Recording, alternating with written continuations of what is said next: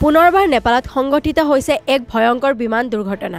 কাঠমাণ্ডু বিমানবন্দৰত উৰণৰ সময়ত 19 জন বিমান দুৰ্ঘটনাগ্ৰস্ত হৈ 18 জন লোকৰ মৃত্যু। পুৱা প্ৰায় 11 বজাত পোখৰা অভিমুখে বিমানখন ৰাওনা হোৱা সময়ত সংঘটিত হয় এই দুখজনক ঘটনা। বুধবাৰে পুৱা ত্ৰিভুৱন আন্তঃৰাষ্ট্ৰীয় বিমানবন্দৰৰ পৰা উৰা মাৰিবলৈ গৈ থকা সূৰ্য এয়াৰলাইন্সৰ এখন বিমান 19 জন লোকক লৈ ৰানৱেৰ পৰা ছিটিকি পৰাত কমেও 18 জন লোকৰ মৃত্যু হয়।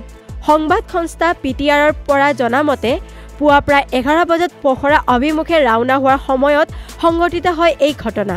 তথ্য অনুসৰি বিমানখন খুন্দা মৰাৰ লগে লগে জুই লাগিছিল যদিও জৰুৰীকালীন সঁহাৰিদাতাই শীঘ্ৰেই জুই নিৰ্বাপিত কৰে। PTRৰ অনুসন্ধান মতে পাইলটক ওচৰৰ চিকিৎসালয়লৈ লৈ যোৱা হয়। পাইলটজনৰ সন্দৰ্ভত এতিয়া কোনো ধৰণৰ বাতৰি প্ৰকাশ হোৱা নাই।